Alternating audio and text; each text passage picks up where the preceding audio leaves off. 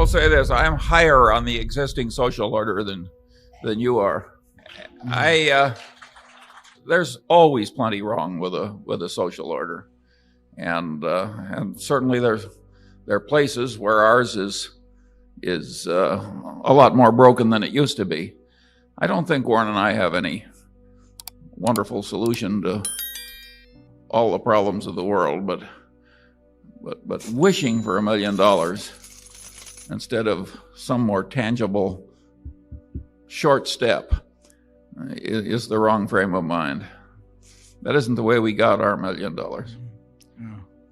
Well, I don't. Warren might give a different answer, by the way. He's No, I would agree with the wishing for a job. Makes a lot of sense to me, and figuring out how to get one and then going from there. But there is, and always has been. That doesn't mean it always should be, but there is a tremendous amount of inequality. What you don't want is an inequality of opportunity. There will be a lot of inequality in ability. A market system like we have turns out what people want. If they want to watch a heavyweight fight and they want to watch Mike Tyson, they're going to pay him $25 million for getting in the ring for a few minutes. And it produces what people like, and it produces in an abundance, and it's done very well in terms of production. It is much better to be in the bottom 20% in this country now than it was 50 years ago, and it's better to be in the bottom 20% of this country than in any other country. But it still isn't very satisfactory. The market system does not reward teachers. It does not reward does not reward all kinds of people who do all kinds of useful things in any way comparable to how it will reward entertainers or people who can figure out the value of businesses or athletes or that sort of thing. A market system pays very big for something that will entertain them. People want to be entertained a good bit of the day, and pays better for people that will entertain and educate. I don't want to tinker with the market system. I don't think I should be telling people what they should want to do with their lives, but I do think that it's incumbent on the people that do very well under that system to be taxed in a manner that takes reasonable care of anybody that is not well adapted to that system, but that it's a perfectly decent citizen in every other regard. And that is, I don't want to start getting into comparable worth in terms of how I tax, but I do think that somebody like me that happens to just fit this system magnificently, but wouldn't be worth a damn in Bangladesh or someplace, because what I have wouldn't pay off there. Their system would not reward that. I think that we get from society. This society provides me with enormous rewards for what I bring to the game. And it does the same with Mike Tyson, and it does the same with some guy whose adenoids are right for singing or whatever it may be. And I don't want to tamper with that, but I do think those people who are getting all kinds of claim checks on the rest of society from that, I think there should be a system where people who are not well adapted to that system, but that are perfectly decent citizens in every other respect, do not really, fall through the slats on that. And I think progress has been made on that over the last 50 years, but I think we're far from a perfect society in that respect. And I hope, more progress is made in the next 50 years. I don't think the wishing for the $1 million, though, is it doesn't work that way.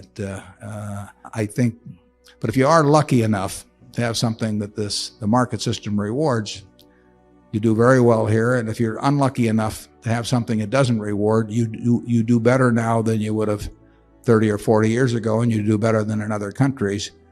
But I can see where it seems very unjust to look at somebody else who has just a little different mix of talents that can achieve claim checks in a way that keeps them and the next 5 generations of their family in a position where they don't have to do very much.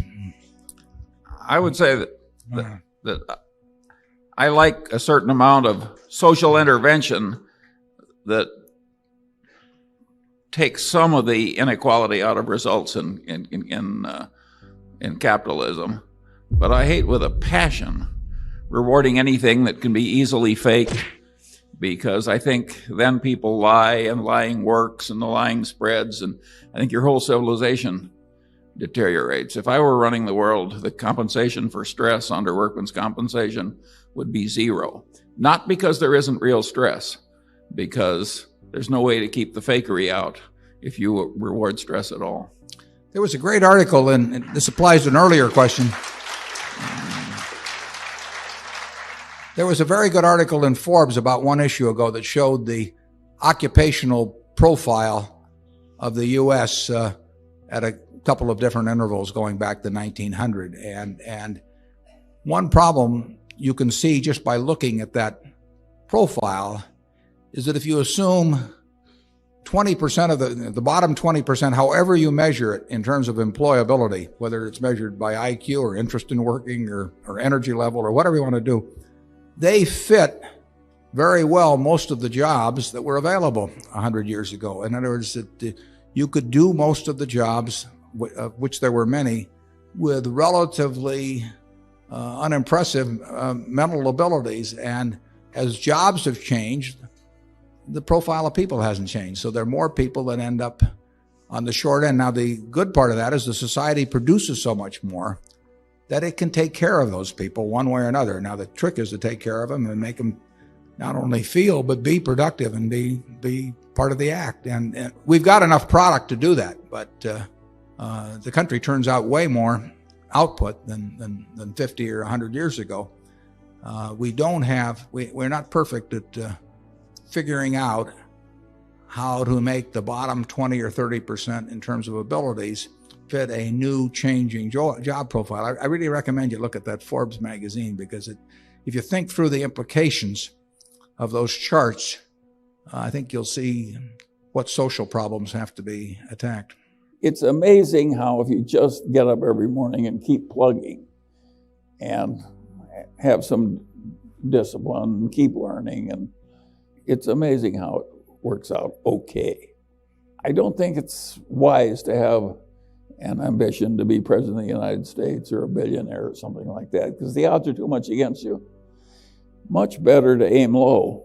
I did not intend to get rich. I wanted to get independent. I just overshot. And